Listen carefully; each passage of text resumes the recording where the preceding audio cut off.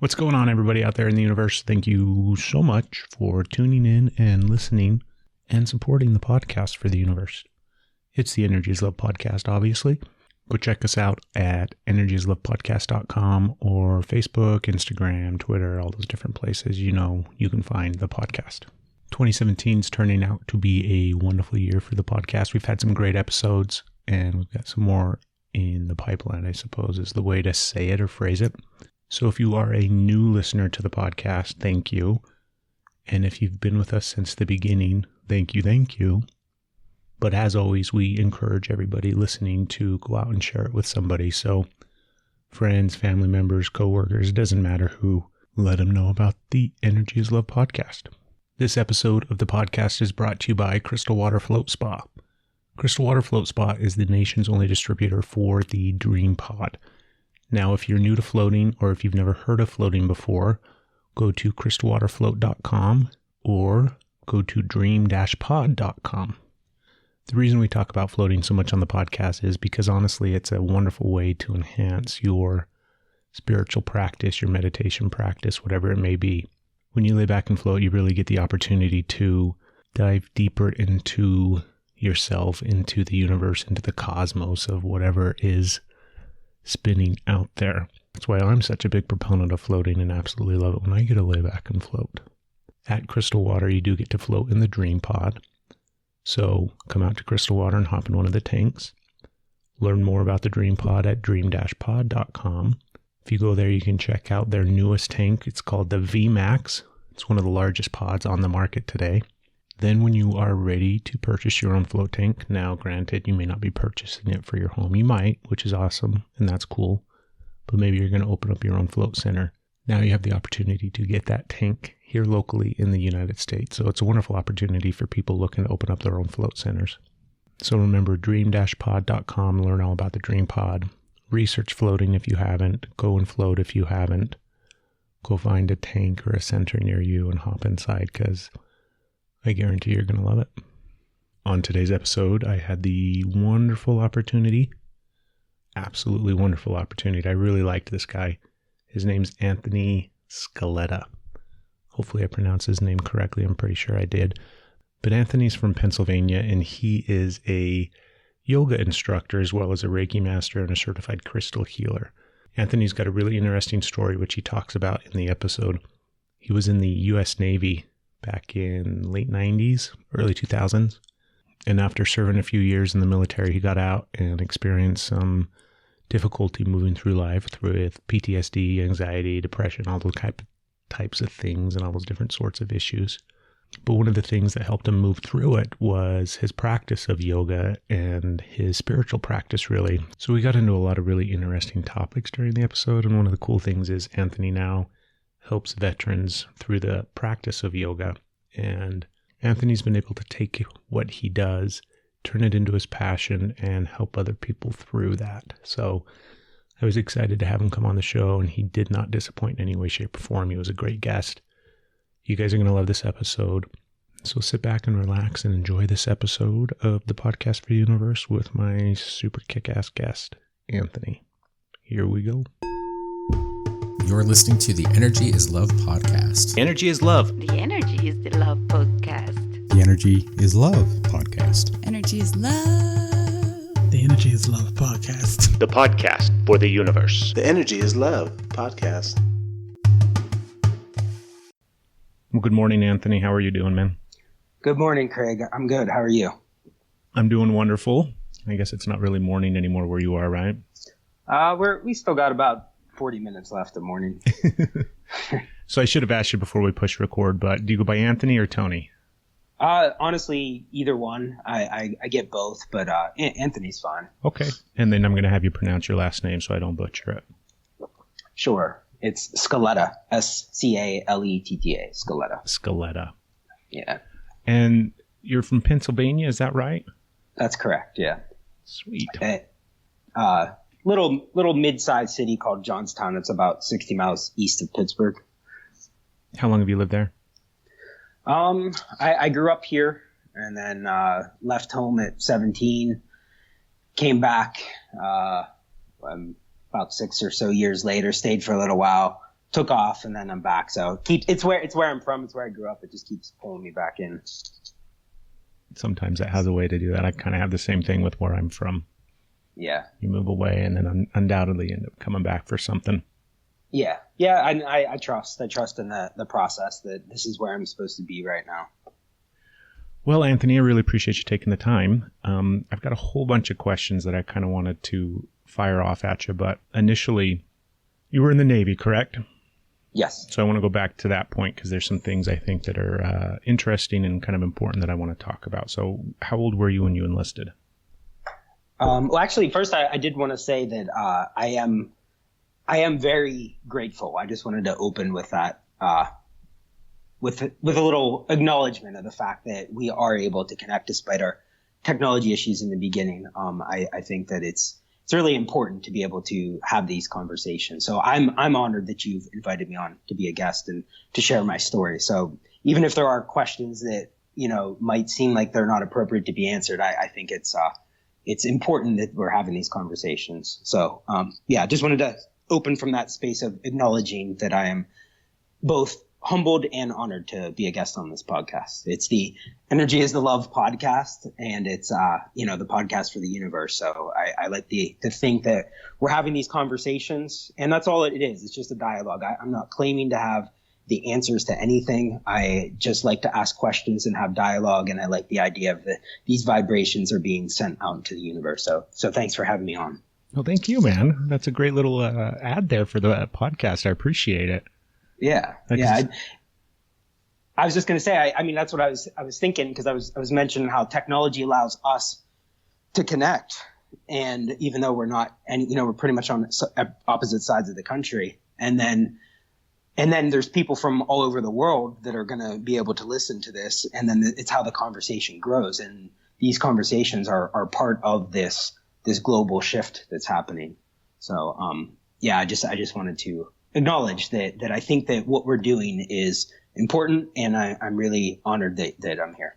Thank you. Well, it's kind of what we want to do with the whole podcast, back in the day when we started it and everything, it was really just, I just want, like you said, just to have a conversation, just to give people different thoughts and ideas and different things to look at and ponder and think about, and all with that whole purpose and goal of just kind of in some subtle way shifting somebody's vibration or thought process for the day. So exactly. And I applaud you, because I think this podcast does that. What I particularly like is that you're willing to use this as a container to embrace the things that we might call woo-woo and to get in the weeds a little bit. And it's nice to have a space to be able to do that, even though we're still trying to get to this question of how I ended up in the Navy. But that, again, the tangents that this podcast can go on are part of what I love about it. I am a fan. That's why I consider it such an honor to be on here. You've had some really amazing guests, and the conversations that have been had have definitely helped to raise my vibration and have inspired me to keep asking questions.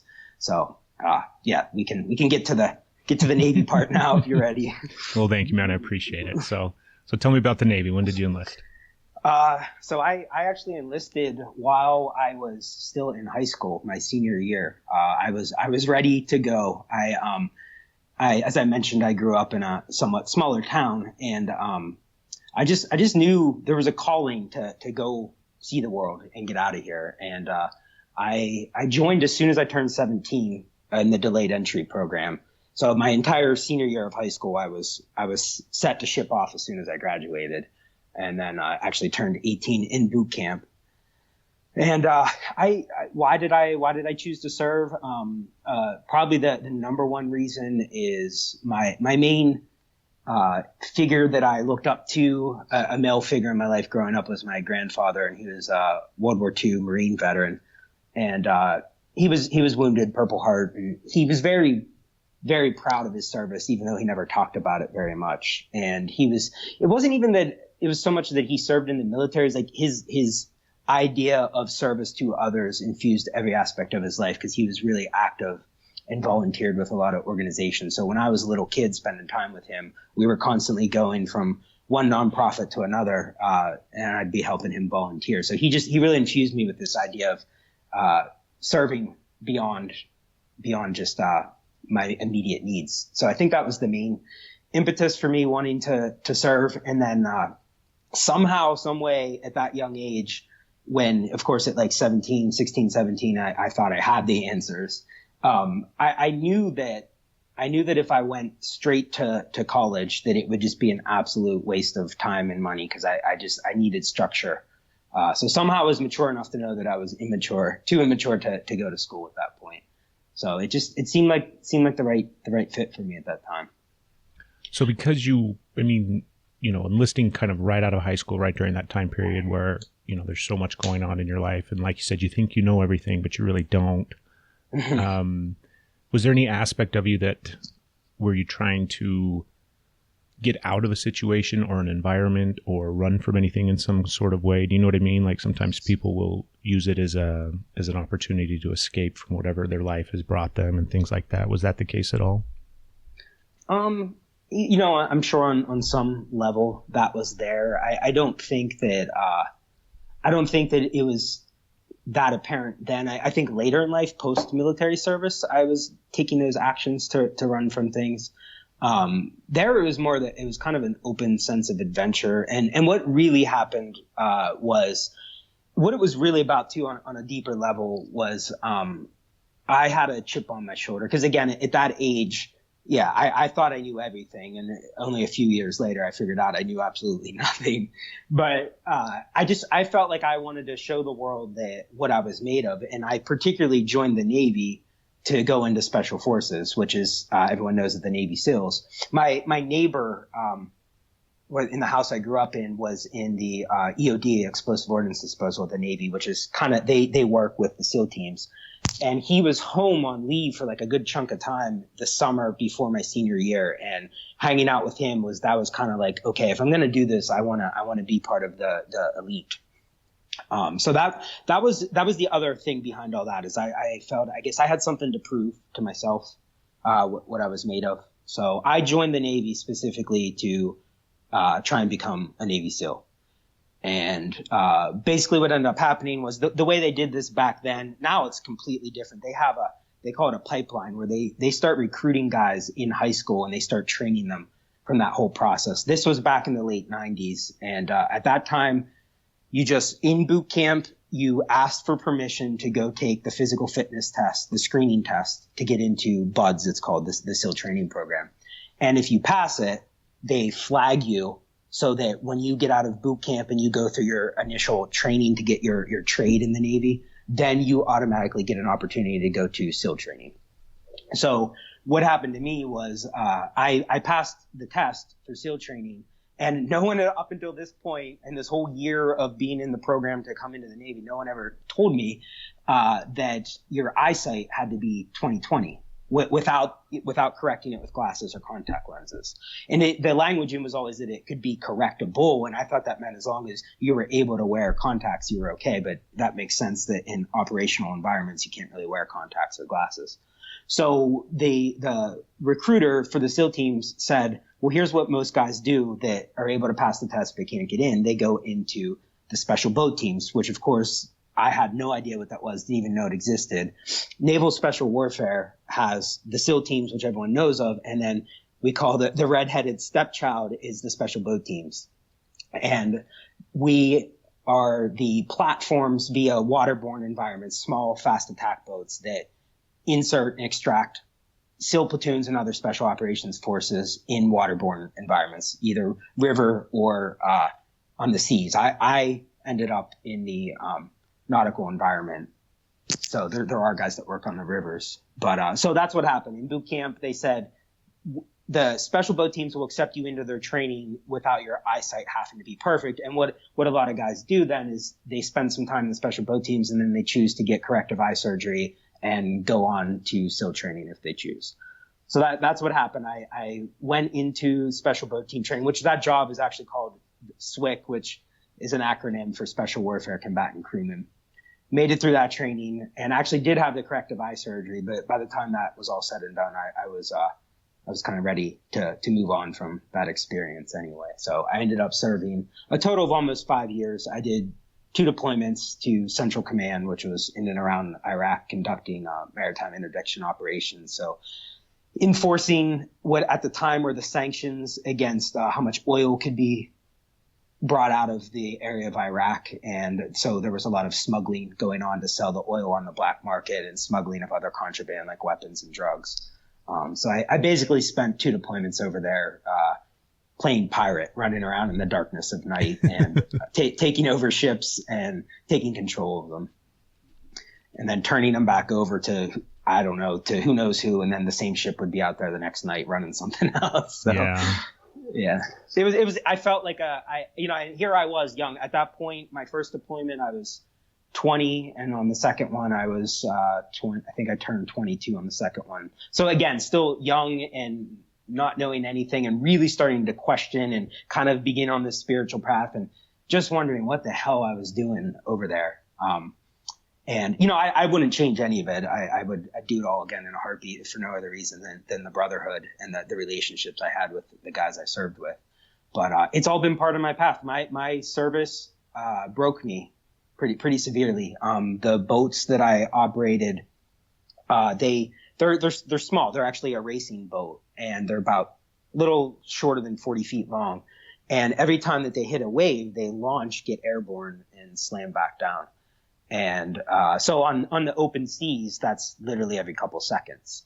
And it was a big problem with guys getting really injured doing this. So they started, while I was doing it, they started measuring the G-force, the amount of shock that was being transferred into the body from these boats. And they found on like the really teeny tiny little waves, it was still a couple G-force, and then anywhere upwards of over 30 G-force. And just to put that into perspective, the average car crash is supposed to be around 12 G-force. So every couple of seconds, depending on the sea state, which I did all of my training out in the Pacific Ocean, which is a pretty unforgiving ocean, is you're just constantly battering your body, and the shock is transferred through your heels, right up through your spine and out the crown of the head. So I was young at the time, and, my body was taking a beating, and we all know it's bad for us, but it's kind of the operator mentality to just train hard and try to keep your body as fit as possible. But I got out about a year, not even a full year after getting out, the back pain started, and I knew right away that that's what it was from, because it wasn't just like, oh, my back's sore. It was something pretty serious, and that was the beginning. That was really the marked beginning of the journey that I've been on ever since, and that was about 2004. Well, it's a good answer. I have mixed, I guess I have mixed feelings when it comes to the military and the armed forces and things like that. Not in any way, shape, and form towards the people that served, but more in regards to the overall way that, our military in this country is used and all that kind of stuff. But that's a completely different topic that we're not going to go off. And I sure hope in no way, shape, or form do I ever say something or mention something that you take offense to, because I think it's very honorable to serve your country in that fashion, and I applaud you for doing so. Well, thank you. And I do feel a certain kinship with you, because I know that you were a police officer. But no, I would never in any way be offended. And you're right, this isn't the forum to talk about this. There's much more interesting things we can be talking about. But I agree with your thoughts too. I'm not pro-military. I'm not anti-war. I'm just realistic of the world we're in, and where I sit now is I'm able to connect with people who have served and are suffering as a result of their service, and give them some tools to empower them and help them on their healing journey. So I'm in alignment with you. I served, and it's part of my path, but in a lot of ways it's kind of like a former life, and it is what it is. So I agree with you. It's definitely something to think about, and we could have a deep discussion on it, but there's cooler things that we could be talking about right now. For sure. Well, that's one of the things that when I found you, or I guess when you found, I don't even remember how the hell we connected. But when I came across your stuff and started looking through it, because you do a lot of, you're a certified yoga instructor, a Reiki Master, certified crystal healer, you do a bunch of cool things. But one of the things that really jumped out was the work that you do with veterans in regards to yoga. And so I have a question first off, because I was reading through, I don't even remember where I came across like a short bio on you, and they talked about you being diagnosed with PTSD and anxiety and depression and stuff like that. Do you feel like that was directly correlated to your time in the military, or more connected throughout your entire life and the things that you've been through? Probably both. For sure, my military service is created a lot of that. It's, and we like to always try to dissect it and pinpoint it and figure it out. But I've spent a lot of time, through my firsthand experience and then working with people. And I actually believe that just the sheer act of separating from active duty military is a form of trauma in its own right, because you've been ripped from your tribe. And for a lot of military, ex-military, it's the only tribe they've ever known. Cause like me, most of us served straight out of high school. So like your first world experience outside of high school is the military. And you could argue it's probably just as difficult in a different kind of way for someone who served for a long period of time, because it's just trying to get ripped out of your tribe and then adjust to civilian life creates its own list of complications. There's a disconnect, which creates a dis-ease, and then that can manifest in a lot of different ways. For me, it became most apparent at first that of the physical stuff I was dealing with, and I was kind of in denial of the PTSD. I just didn't think it applied, and I kept saying, it was the typical hyper masculine attitude of, I can fix this myself, I don't need help. So there was a lot of time in the beginning of just not wanting to really fully accept what was going on. And then it's hard to know what's creating what, but living with pretty severe chronic pain and PTSD, like anxiety, depression, that's all wrapped up in there. Is the depression from the pain or the PTSD, or was I isolating myself and barricading myself in my house and not having human contact because of PTSD, because of the chronic pain, because of all of it, because I'd been separated from my tribe and had no one to connect to? It's hard to really know where one begins and the other ends, but I have no doubt that all those things are all wrapped up in a result of having served and then trying to reintegrate into a quote unquote normal life, whatever that means afterward.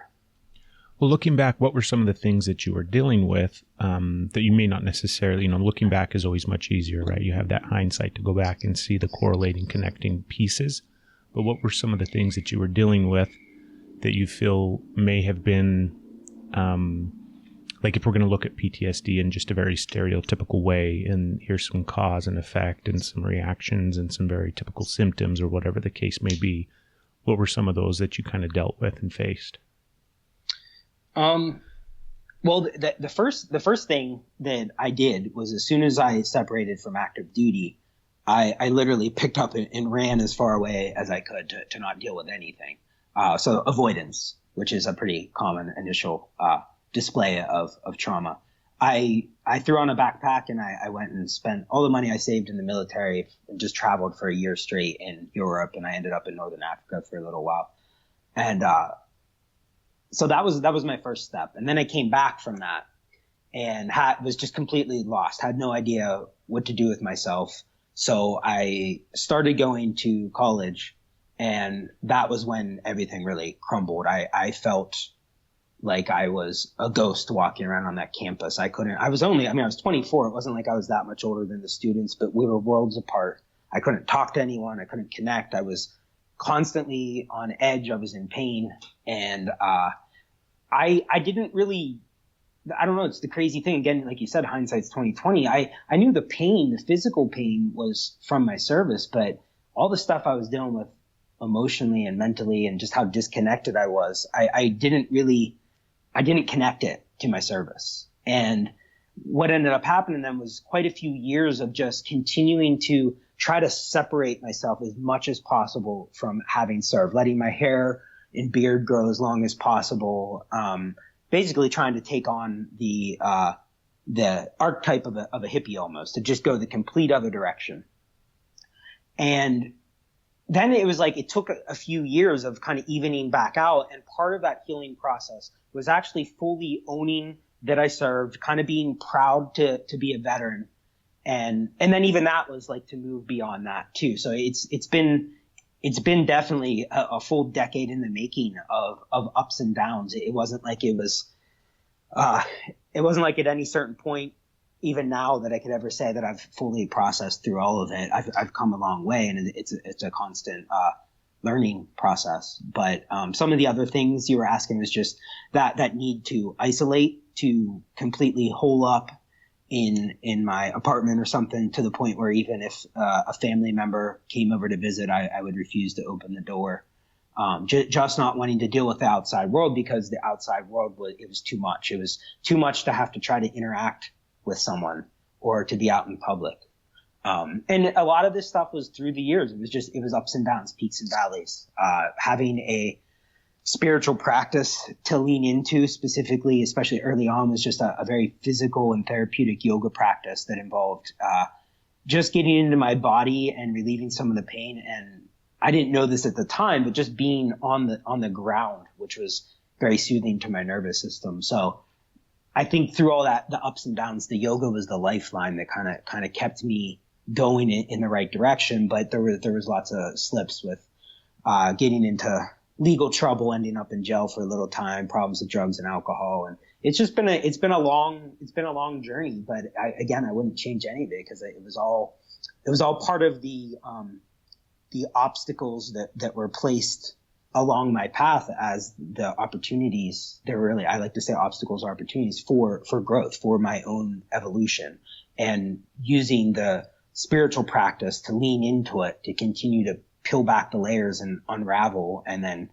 go forward from there. So it's been an interesting journey, and it's still unfolding. Yeah, exactly. I mean, I'm blown away by it. I'm humbled to even be sitting here talking to you. I mean, I've come a long way, where I live my life now from a spot of gratitude, and feel just totally and completely in awe of the fact that I'm even here in this body, this vessel, to have this experience for this short little time of a human life. Like, it just blows me away. So yeah, it's always, we all have our stories, all of us, and we've all had our traumas and our struggles, and they're the opportunities.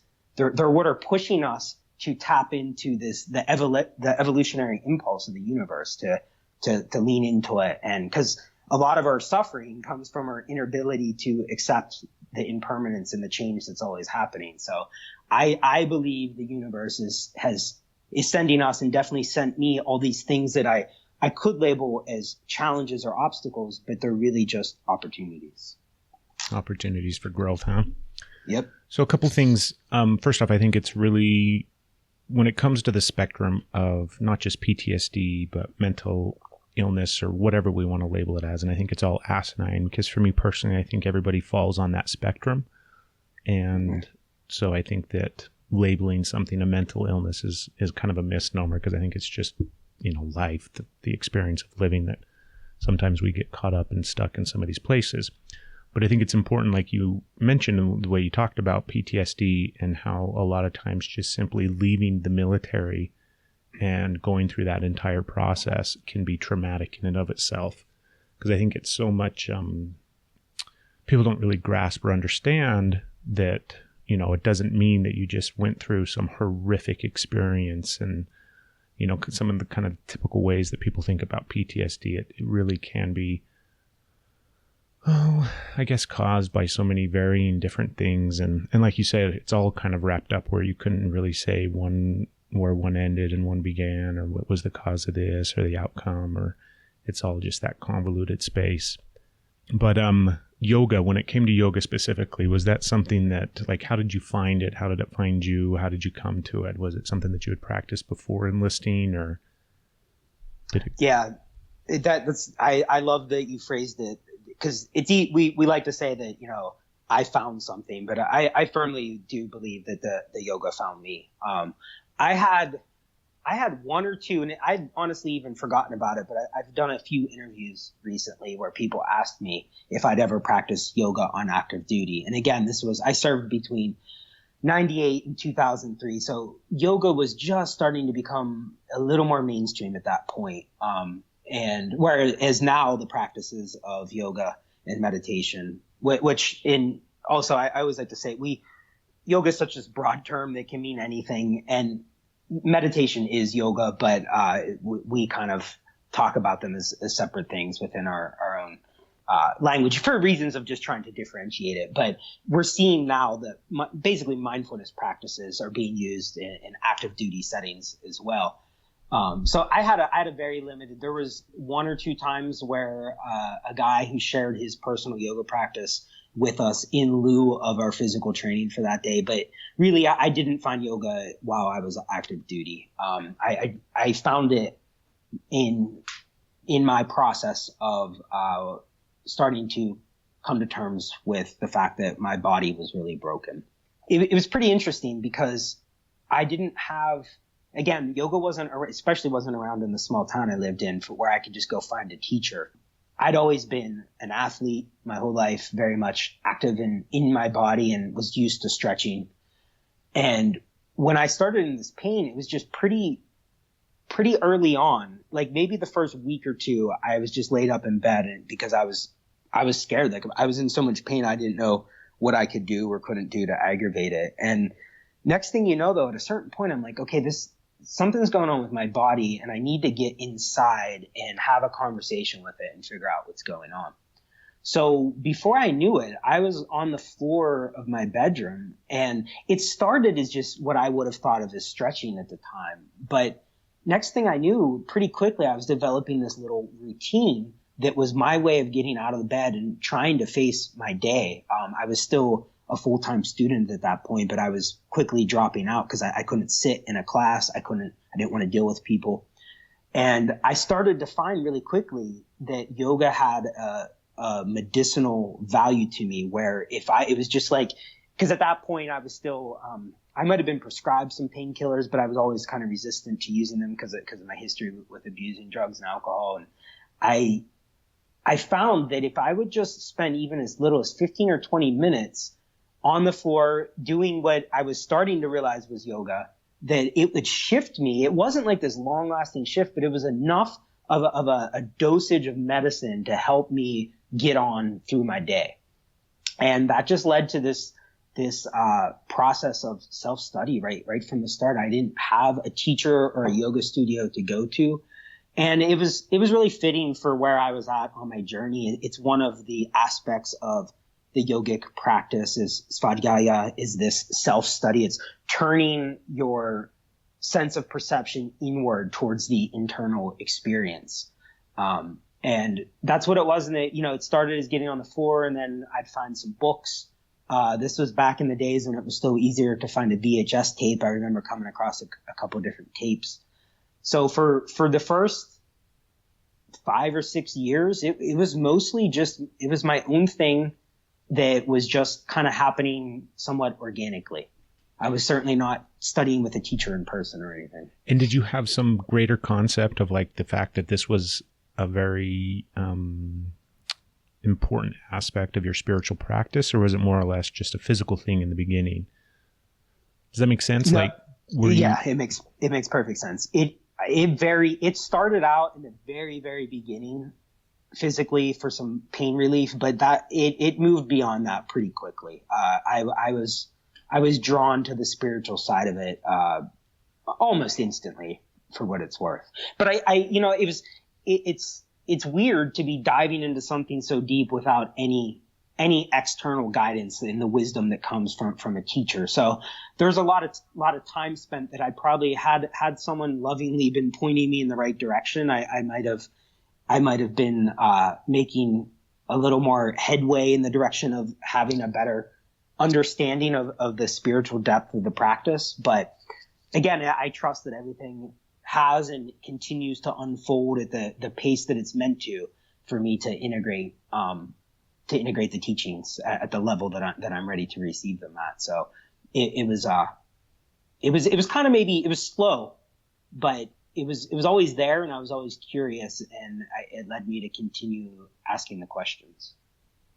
If you look back, like even further, like as a child growing up, do you feel like you had a spiritual connection or some sort of, I don't even know spiritual, because as a kid, you don't, base it off of that whole thing of like, oh, I'm spiritually connected to the universe. As a child, you just think that shit's cool and you like looking at the stars or, playing in the dirt or saving rocks or whatever the case may be. Did you have that as a child growing up that you can kind of look back and remember? Yeah, I agree with you that as a child, we don't separate it. We're not so caught up in the egoic sense of self and this need to split everything, classify it and quantify it. And we just experience nature, especially. So growing up where I did have the privilege of spending a lot of time in nature. And as a kid, you don't even think about it. It just feels right. I mean, to be outside in the woods playing all day, well into the dark, that was just natural. And to just know that something about that felt right. My frame of reference for spirituality, if we want to call it that, was Catholicism. I did grow up in a very Catholic setting. And by that, I mean, that was, all 12 years of school were in a private Catholic school. I was an altar boy, the whole thing. And that was just my parents making this decision that was passed on by their parents. I'm pretty Italian, so it just, Catholicism is a big part of being Italian, and it was just pretty much a given that was the path. And it was just, and that's what it was. It provided me with a framework to begin to think about these things. And I know it was probably my junior year of high school. So after being spoon-fed, in school, all of this religious ideals my whole life, I at a certain point when I was around 15, 16, I just started to really question everything. But I felt very, of course, I felt ashamed of it because that's what the religion was telling me to not question. And I didn't really feel like I had anyone to talk to about it. So that's, if I could place within my upbringing when that point was, then I really started to want to think outside the box and start seeking, that would have been it, probably sometime around my junior year of high school. So I think that, because for me it was kind of the same thing. That's right around this time frame when I started to question things on a deeper level and look at things, I guess, differently than I ever had before. And it makes me wonder, because I sit and think about as a kid, like you said, you don't necessarily think about things. You just realize that it's good, or that, you don't have to have context of it to know that, that this is life, or this is what I'm going through. It's just so much easier as a child. And I don't know if it has to do more with the way that our brains develop as we grow, or, our upbringing and the way that we're raised. But I can look at my kids right now. We've got 3 teenage girls that are all right in that range of, 15, 16, 17 years old. And they're all doing the same thing. They're all questioning and thinking and asking all of these big questions about life. And a lot of times, the answer is just figure it out on your own, because last thing I'm going to do is force my thoughts or my opinions on them. But I think it's interesting that, for me personally, I looked at religion and I would question religion. And because I was born in Utah, the predominant religion here obviously is Mormons. So I had that base that I was questioning and looking at, but it's all Christianity to a certain extent, especially, there's vast differences. Don't get me wrong, but right. It's that belief in, the higher power and all that kind of stuff. But nothing ever really fit. Nothing ever really made sense to me. And so, what was some of the big things that you were questioning, maybe when it came specifically to the Catholic faith? What were some of the big things that you're like, well, this doesn't quite fit, or this doesn't quite resonate with me? I think that where it started was, and I don't even know if at that age I could articulate this as what it was, but that. Are those church bells in the background? They are very, very fitting. That's awesome. I actually,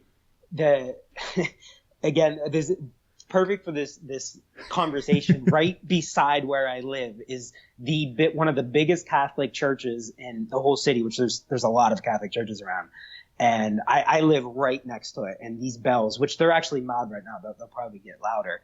They play pretty often. And it's pretty funny because they play songs that I recognize from my childhood. And I just use them as they're my mindfulness bells. They're an opportunity to just pause and to just experience the pure sensation of the sound arising and then dissipating. But they trigger me they trigger me when I'm not ready for them.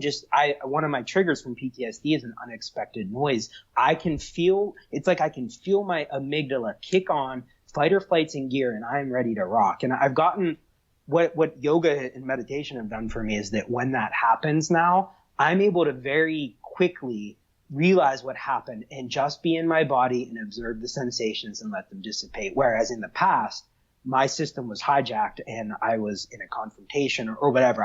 I was in action before I even had time to actually, I was reacting without responding. But the practices of mindfulness have created that buffer space.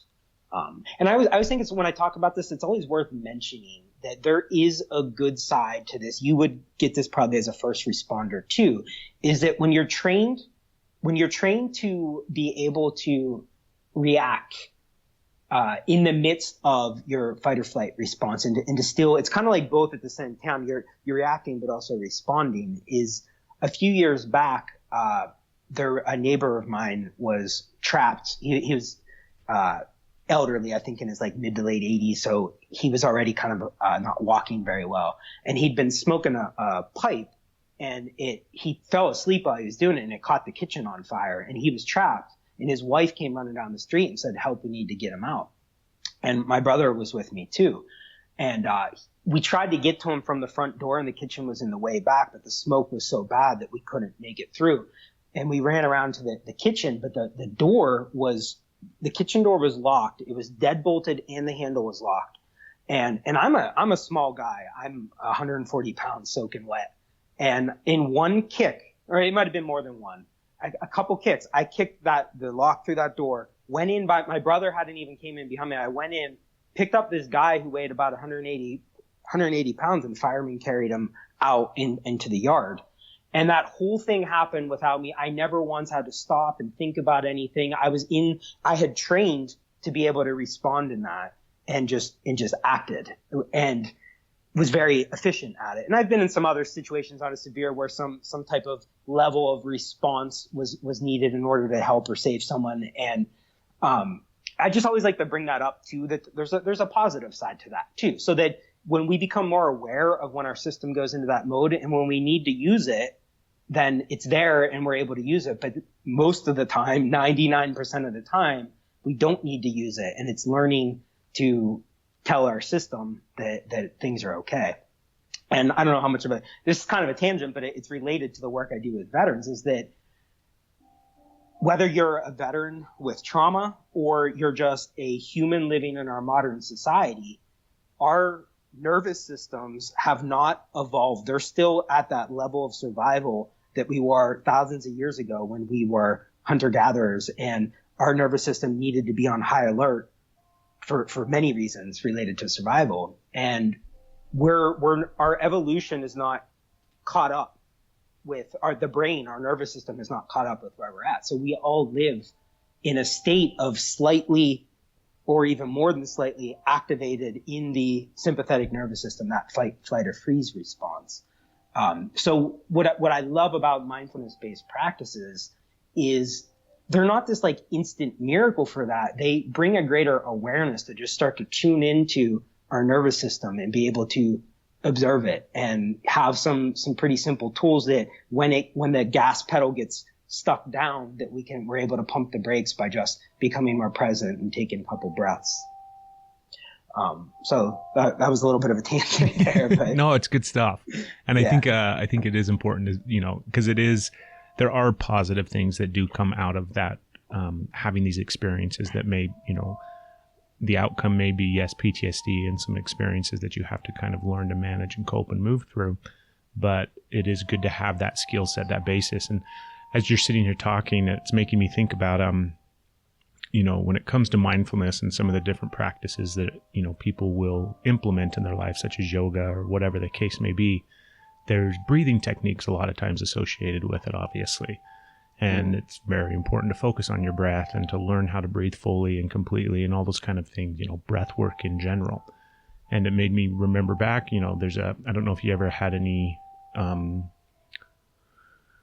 I guess actual training or, actual awareness, or if it was just more of a thing where you were, it just becomes natural in the process of going through, military training and things like that, but combat breathing and how that's designed to focus your breath in a specific way in order to stay present in those moments, in those fight or flight instinctual moments where you have to focus and still move forward. And so it just, because I've gone through some of those trainings, I had to not experiment, I had to implement and practice and do a lot of those things as a police officer to stay engaged in incredibly stressful situations where, it's not the fight or flight, it's the, God, what the hell is it? Oh my goodness, like your perception, like tunnel vision. That's what it is. That's what I was looking for. Yeah. Where your breath where you will hold your breath and your vision will start to kind of get very, very focused and very, so you have to break out of that. And it just made me realize that some of those techniques that I used to do in those moments and in those stressful situations, that's just that's a mindfulness technique or action just on an opposite end of the spectrum. Because I'm obviously, I'm not sitting in a quiet meditative state at the moment, but yet I have to really focus my mind and my body to communicate effectively in order to continue through whatever it was that I was doing. Does that make sense? Exactly. It makes perfect sense. And it's actually, it's really great because, it's a really accessible entry point for sharing these practices with the military and law enforcement communities, from a perspective of trying to help them to just feel a little less stressed. Because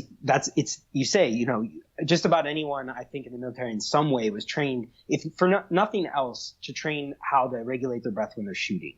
Even if they didn't have a specific training on kind of what you're talking about, I think that it's usually at least wrapped up in that. Mm-hmm. So, and it's awesome because it's like, well, here you got, especially with a group of veterans that are not feeling so great. I'll work sometimes at like a retreat where they're there for healing, and it's intense work, and they'll do some yoga as part of it. And by the time they come into the room with me to do yoga, they're exhausted and they just want to lay on the floor and breathe. And it's not just like, that's it. That's the deep yoga right there. And they're way more willing than a lot of other populations would be, because they know the value of breath because they've seen it before. So you get them on the floor, you get them comfortable enough that they can let go a little bit. And then you just guide them through the breath, and then the breath drops their nervous system into relaxation response.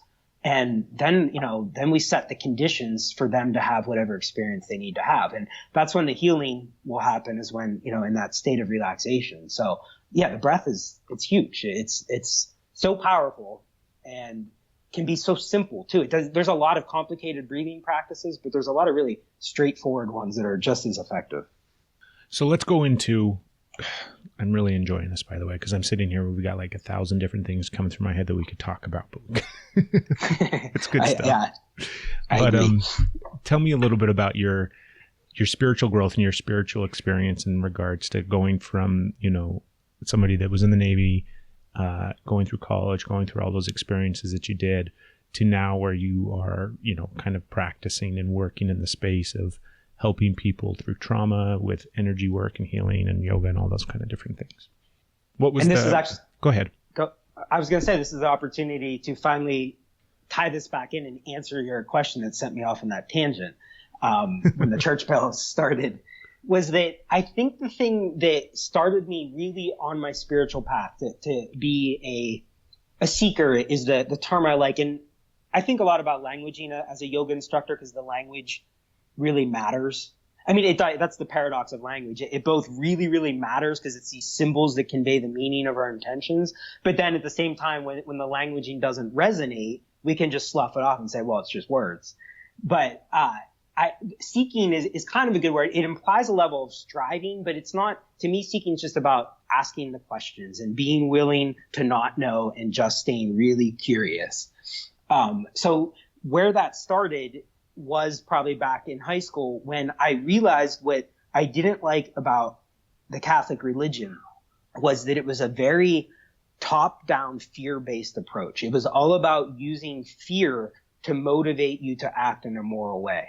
And that was what I started questioning, especially this was, I think, this was in the mid-90s. This was before a lot of the abuse scandals were out. But it was still, there were some weird dynamics of being around, nothing happened to me personally, but just the dynamics of being around priests and just really starting to question all that. And what I definitely can articulate is that, to me, the reason why that doesn't resonate is that the experience of spirituality, of spirit, is the complete opposite. It is love. It is a vibration that is higher and the complete opposite of fear. It is love. So that was what probably started to peel back the lid and get the questioning process. And if you wanted to pinpoint when my spiritual awakening began, I would say it was probably way back then, when even if I couldn't put it into words, that's what I was questioning. So then we fast forward. I mean, yeah. I agree with you. Yeah. And yeah. It is that seeking, that wondering, that constant state of kind of, not just accepting what you're being told or accepting that status quo. And for me personally, it's challenging my own beliefs, my own thoughts as well. So even though it's the Energy is Love podcast, and I think the universe spins on this big ball of energy and all that bullshit, I still question that. I still, maybe I'm completely wrong. Maybe there is some old white man sitting up on a cloud somewhere that's ruling over, or maybe this all just is, happenstance, and we're going to go back to the earth after we die, and we don't really have a spirit or a soul or energy behind anything.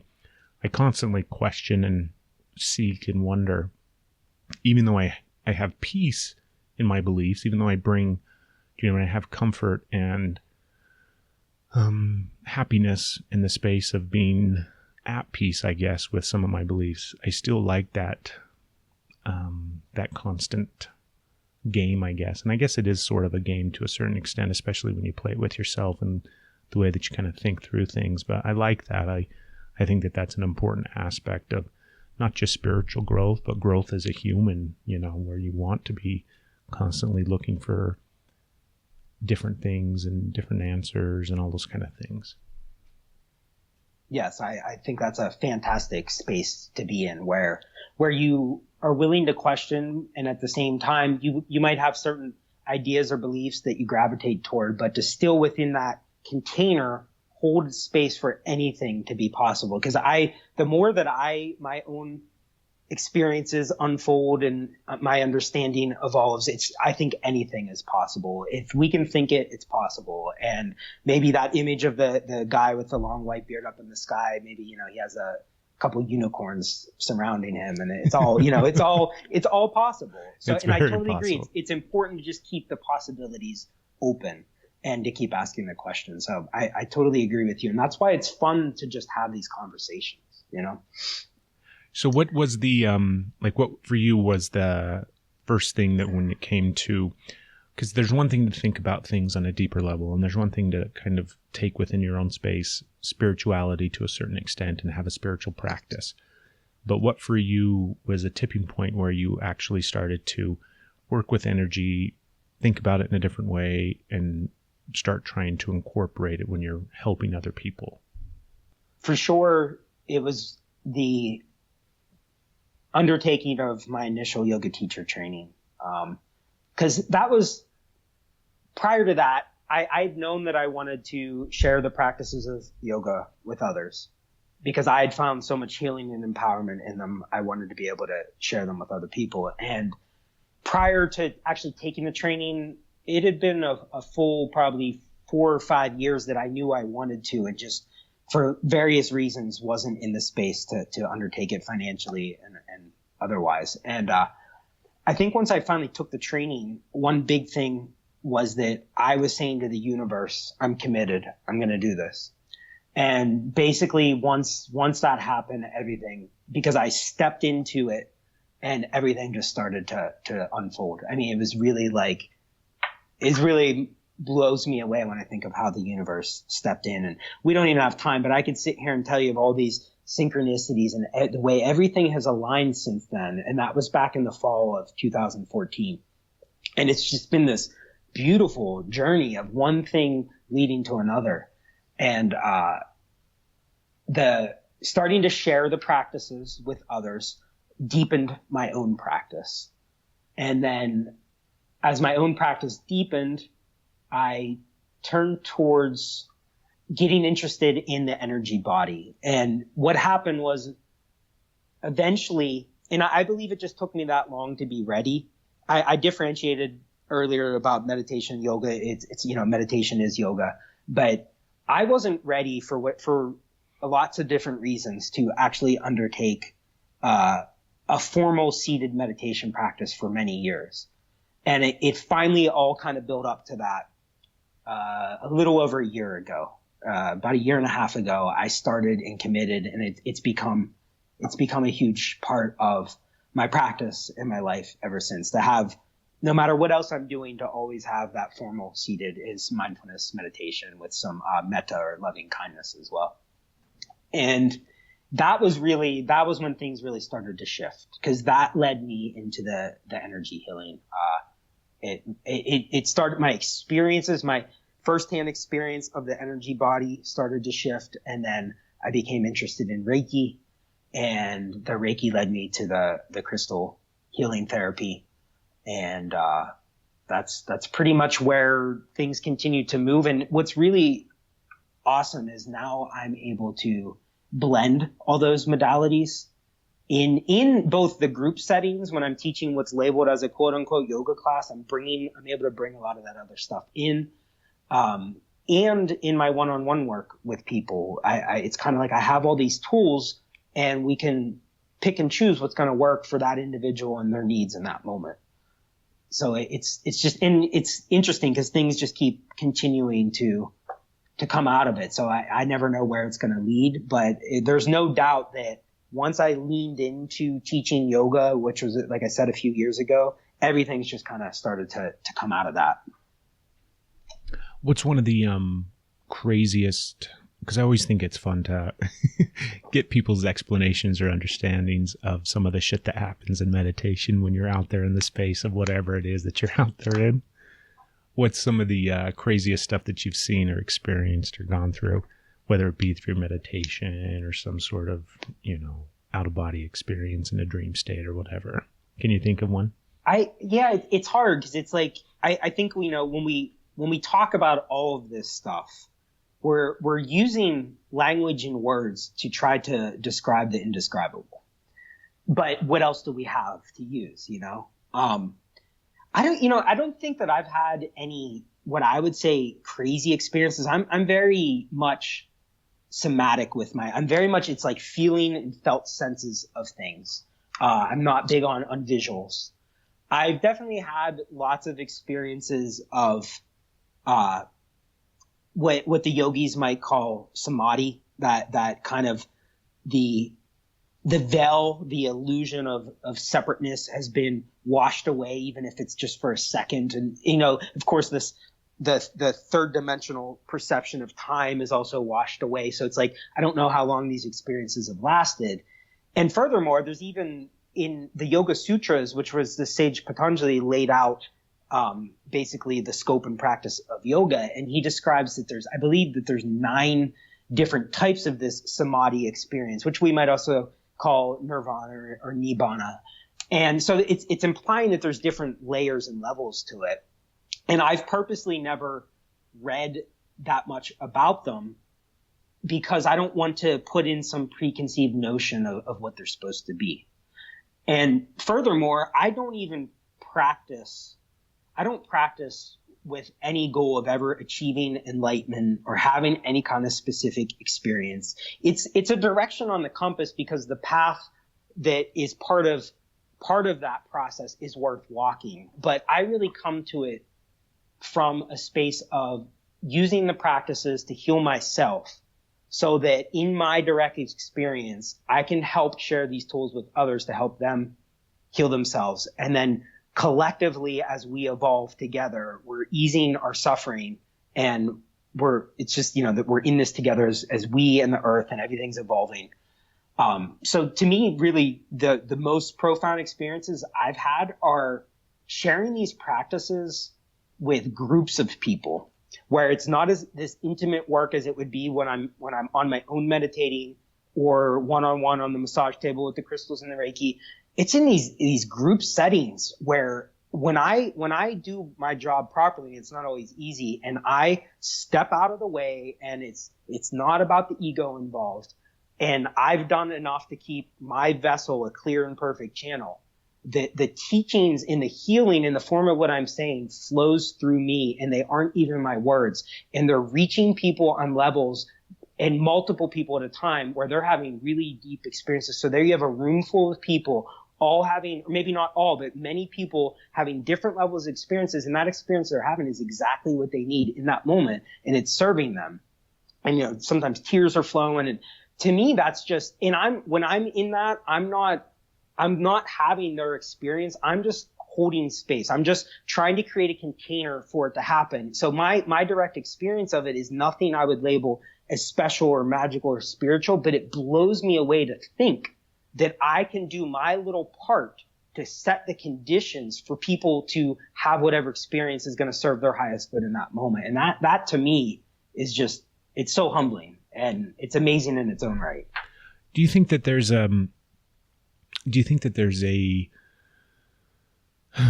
feeling in that space? So if we think about, because you describe it beautifully, the way that you are just kind of holding space, and almost like, the words that are coming out of you and the things that you're saying, and the kind of the path that you're taking people down, almost as just you as that channel for the energy to flow. But when you're in that space, don't you think that there's kind of a feeling, that you recognize?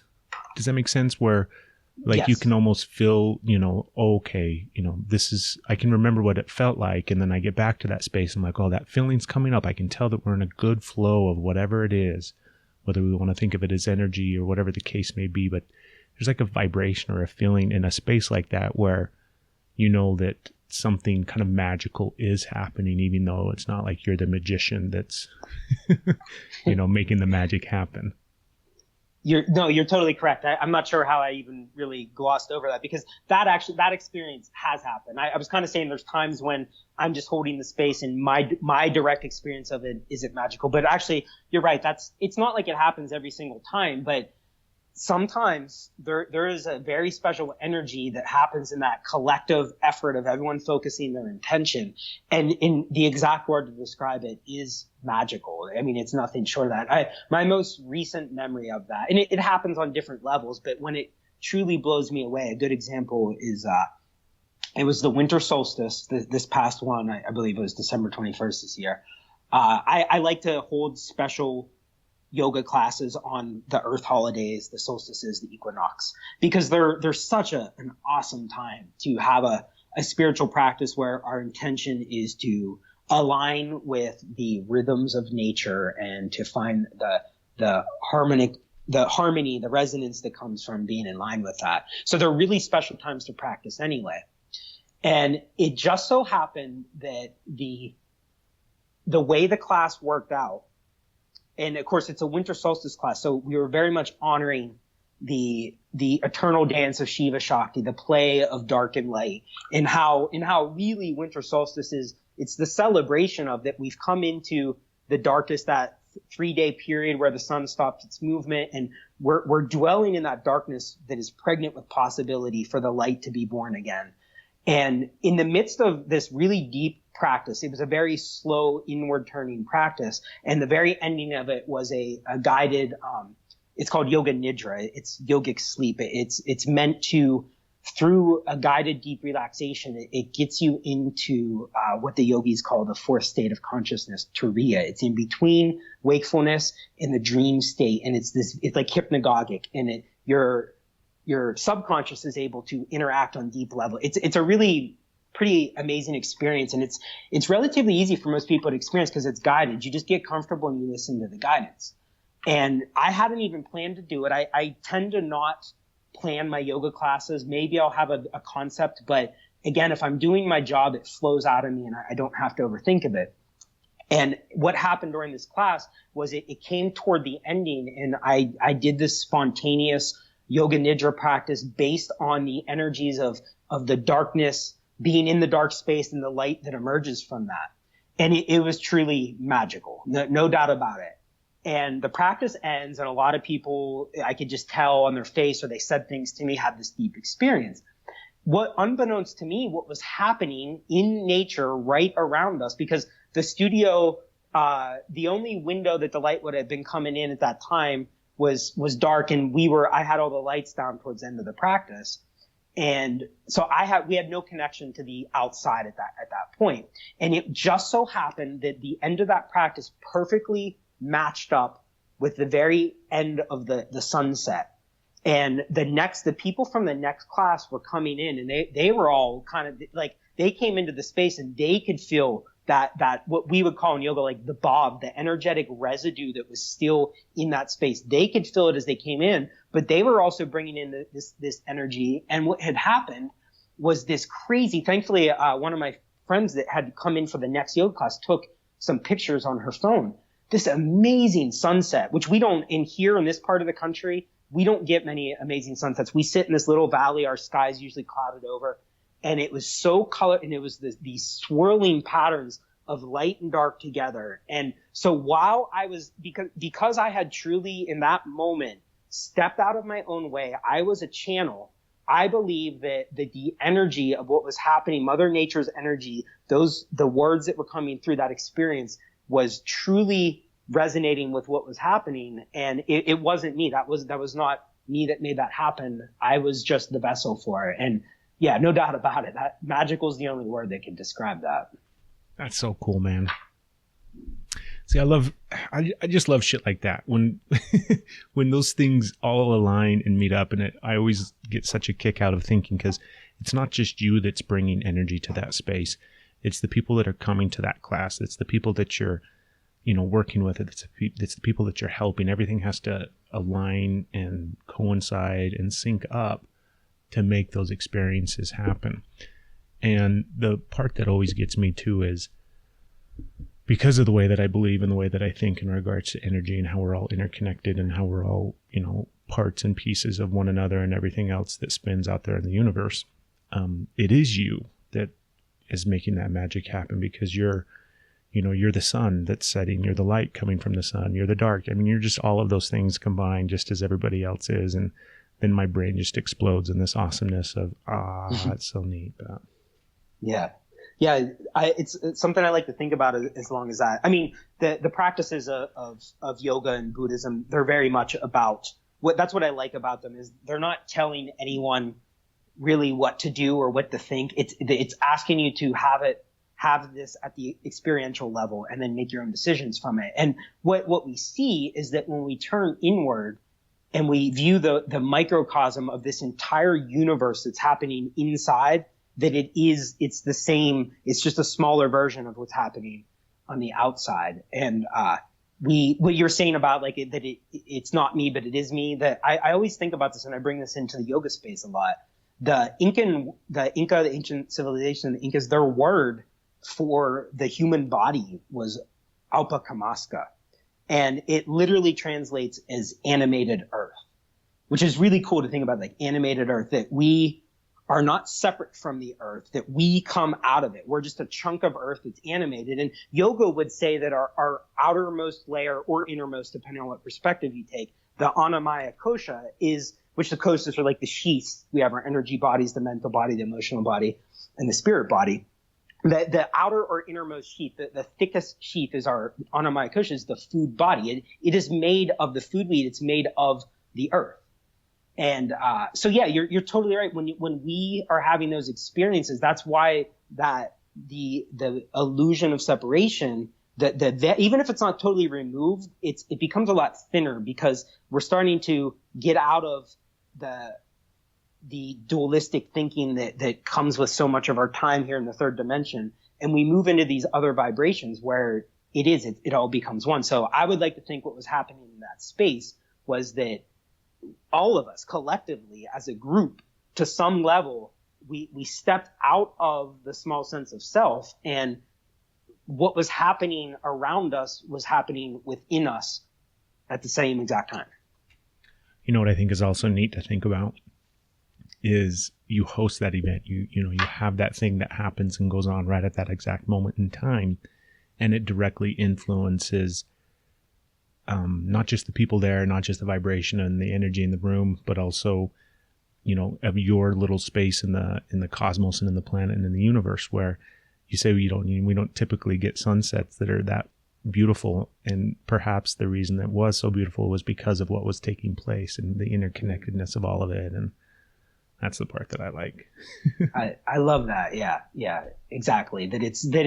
You can't pinpoint which one was influencing creating the other. It was just happening. It just was. It was all part of that experience. Yeah. I like the idea too, to take that further, that it does matter. That's why I was kind of saying I love that this is the podcast for the universe. Like, so we just created another layer by talking about this. Now these vibrations of this are being broadcast out into the universe. It's like it's happening again somewhere in some space and time. And it's just, that's what I like to trip out on, is that it's like we're taking the energy of that and it continues. For sure. Most definitely. Anthony, I think I could talk to you for like another hour and a half, man. This has been awesome. Likewise, brother. Yeah, it's definitely, the one thing I wanted to add, because this was something I was thinking about, and I figured I would like to hear what you think about it, kind of along these same lines of what you're just talking about. We could wrap up on this maybe, is just this idea that, that there's no separation, that the entire universe, which we probably shouldn't go on this tangent, but I like to think that we are just one of many, many universes. But this universe itself is what we experience as what the yogis would call spanda. It's the pulse of creation, and it's the entire universe is breathing. Even though it's expanding, it still pulses in and out. So it inhales and it expands, and then it exhales and it recoils just a little bit, and there's like a momentary pause, and then it breathes again and it expands. So because the micro and the macro are the same, then within the universe we have our Mother Earth, planet Gaia is here, and she's this living, breathing organism. And then we have all of us on this earth that I think of like, we're kind of like, just like we have trillions of cells in our body, which about at least half of them aren't even actually human cells, that all of the living inhabitants of planet Earth are just her cells. And the bone structure of Mother Earth are the crystals, which is why we didn't get to talk about the crystals a lot because we talked about a lot of other stuff, but that's why I think they have a role, because we're all part of this evolution that's happening, and our personal evolution is part of the macro level evolution, which is tied up with Mother Earth. So we're all this organism that's breathing in and out. Our whole purpose is to continue evolving together. And that's why, again, taking time and having a space to have conversations like this is so important, because it plays a role in all of that. So that's my neat little, I'm going to tie our conversation up in that neat little bow and pull it all back together with that. So what's the best way for people to find you? I think it's moving that direction. I don't have a website yet, but it's seeming like that could be useful. But right now, Facebook probably. My personal page, you can find me at Anthony Scaletta, Scaletta. And then I have my, if you want to call it, business page for all the healing related stuff I do, which is Yoga Vita. So YOGA, and then the next word is Vita, VITA. So you can find me on there, or you can email me at anthony.scaletta@gmail.com. Perfect, man. Well, thank you so much once again. I really, really appreciate it. Thank you, Craig. It was truly an honor and privilege to get to have this conversation with you. So I look forward to seeing what comes out of it. Well, everybody go out and have a beautiful, beautiful, wonderful, wonderful day. The experience of spirituality, of spirit, is the complete opposite. It is love. It is a vibration that is higher and the complete opposite of fear. It is love. The yoga was the lifeline that kind of kept me going in the right direction. A lot of our suffering comes from our inability to accept the impermanence and the change that's always happening. We're dwelling in that darkness that is pregnant with possibility for the light to be born again.